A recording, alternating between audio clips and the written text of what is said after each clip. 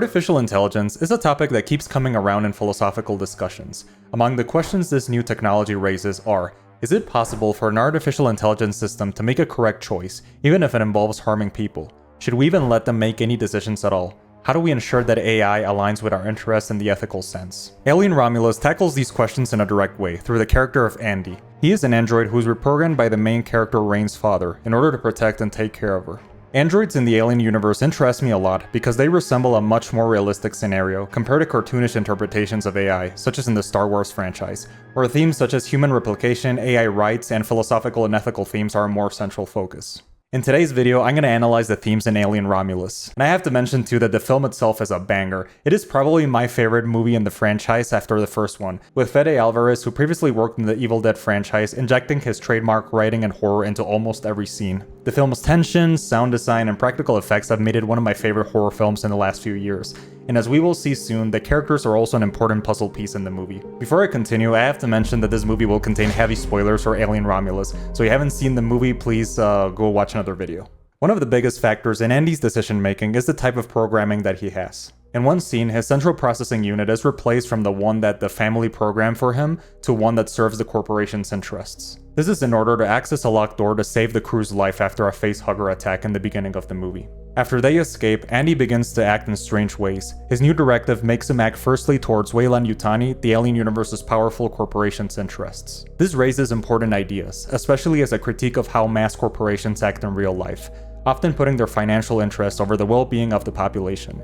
In the beginning of the movie, this is directly shown in the way people in the colony live. They live in poverty, working their life away in dangerous environments in order to obtain a chance for a better life. Rain's parents died from a respiratory disease caused by the mines, and she works every day in order to finish her contract with the corporation. These scenes are immensely important as they act how corporations like Weyland-Yutani can act if given enough power. The scene with the clerk shows how corruption can affect the day-to-day life of citizens, and also the total neglect of their health and their well-being, something that happens in real-life cases with corporations, especially overseas. This ties to the idea of a corporation putting their financial interests above everything else, and as they grow in size and power, so does their impunity. This struck me as a very subtle but important social commentary from Fede Alvarez. In the middle of Alien Romulus, we are introduced to Rook, a second android who is similar to Ash from the original Alien movie.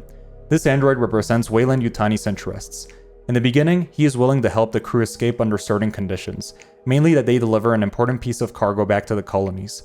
But it is later revealed in the movie that he is unhesitantly willing to throw them under the bus as soon as he deems it necessary. This connects back to the theme of how much power we are willing to give artificial intelligence, as one can make the philosophical argument that they cannot actually genuinely have our human capacities, but can only mimic it. This connects to deeper topics about what it means to be human and what our place in the universe is, and if we're more important than, for example, animals, all that kind of stuff, as we are just natural beings that work our way through the universe as all the other beings. But those are topics for another day, and I would love to keep talking about these philosophical issues. Over the course of the movie, and after a couple of the characters are banished to the Shadow Realm, the crew starts to realize that Rook does not have their best interest at heart. His words and instructions start to sound as believable as a politician's promises.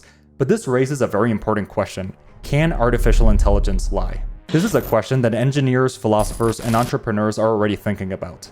As artificial intelligence starts to become more advanced, the question starts to rise of what kind of roles we want to give these systems, and more importantly, how much power we're willing to give them. This represents the alignment problem. It is in theory possible to program an AI to act in the most morally reprehensible ways possible. So how do we ensure that this never happens? The alignment problem is discussed heavily in the 2020 book of the same name by Brian Christian, where he questions and discusses the idea that AI can have human-like traits such as empathy, anxiety, and all the things that make us humans, well, human. Okay, but let's shift gears back to Andy. His choices represent one of the most popular exercises in philosophy, which is the Trolley Problem. There are two specific scenes in the movie that take on this idea. The first one being discussing the backstory of one of the characters, Jorn, who has a deep distaste of androids for a very specific reason. The reason being that after a mining accident, an android made the manual decision to trap 3 people in the mines, leaving them to their death, one of them being Jorn's mother. But that was in order to save a dozen other miners who were also trapped, and it is interesting to think about this because of the implications it has. The second scene comes after Andy's new directive is updated. He refuses to unlock a door after Kay tries to rejoin the crew as she is being chased by the xenomorph. He does this after determining that unlocking the door would lead to the deaths of everyone, so he instead leaves Kay to her apparent death. It is important to note that Andy's new programming made him more colder and like serving of like other interests compared to his quote-unquote more nurturing and human abilities that were programmed by the family in order to take care of Rain.